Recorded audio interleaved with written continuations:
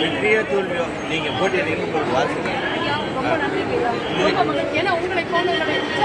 இதுல என்னன்னா நீங்க முதல் ஆட்டக்கூடிய பணி ஈரோடு தொகுதிக்கு என்ன பண்ண போறீங்க?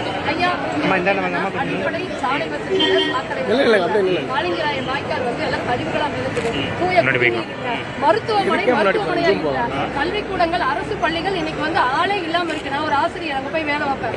அது மட்டும் இல்லாம இந்த சாலை வசதி அதுல வந்து இந்த பாதாள சாக்கடை மூடி போட்டு தட்டி விட்டு விழுகுறாங்க. மூடி மேல இருக்கு, சில பக்கம் கீழே இருக்கு. இது மட்டும் இல்லாம ஆரோக்கியமான வாழ்க்கையில நிம்மதி இல்ல. இது மட்டும் இல்லாம எங்க போனாலும் ஒரு சான்றிதழ் வாங்குறனா கூட லஞ்சம். இதெல்லாம் கேட்கறதுல 3 வருடமாக சட்டமன்ற அலுவலகம் பூட்டி கிடக்குது. நான் என்ன பண்ணுவேன், அந்த சட்டமன்ற அலுவலகத்தோட 10 அலுவலகம் போடுவேன். என் மக்களுக்கு என்ன தேவையோ அதை நான் செய்து கொடுப்பேன். மக்களுக்கு செய்கிற அரசியல் தான் இங்க தேவை. அப்ப நான் என்ன பண்றேன்னா, லஞ்ச ஊழல் இல்லாம சான்றிதழ் உங்களுக்கு வரும். அது மட்டும் இல்லாம மருத்துவம், அது மட்டும் இல்லாம கல்வி, அது மட்டும் இல்லாம மற்ற தேவைகள் என்ன, இது இல்லாம சுற்றுச்சூழல் பாதுகாப்பு, ஆரோக்கியமான வாழ்க்கை. இது போக உங்களுக்கு சிக்கல் இருந்தால் நான் நேரடியாக உங்கள் வீடு தேடி வந்து, இன்னைக்கு நான் வீடு தேடி வராம இருக்கலாம், வீடு தேடி வந்து நான் வந்து அந்த சிக்கலை தீர்ப்பேன். சாராய கடைகள், ஒரு பெண்ணுக்கு அந்த இடத்துல சாராய கடை சிக்கல்னா தூக்குவேன். இதெல்லாம் செய்வேன். எனக்கு பொதுவா கட்சியில என்ன தெரியல, இப்ப வந்து எல்லா கட்சிக்காரும் மது ஒழிக்கிறதுன்னு சொல்றீங்க.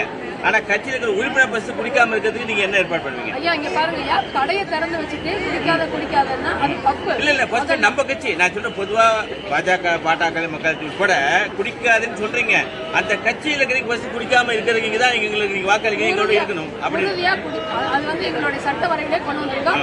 மது அருந்தக்கூடாது, மது அருந்திட்டு இந்த கட்சிக்கு வரக்கூடாது. அப்படி வந்து கட்சியிலே மது அருந்துறது நாங்க சொல்றதுதான், கட்சிக்கு வர்றவங்க மது அருந்தக்கூடாது, தடை. அப்படி வர மாதிரி தான் நீ கட்சிக்கு வராங்க. ஆமா, அதுதான் என்னுடைய குறிக்கோள்.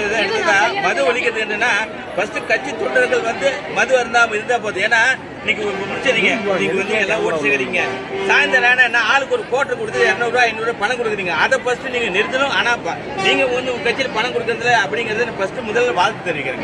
ஏன்னா நாம் தமிழர் கட்சி நீங்க பணம் கொடுக்கறது இல்ல, ஓட்டி போடுறீங்க, அதே உங்களுக்கு முதல் வெற்றி. வாழ்த்துக்கள்.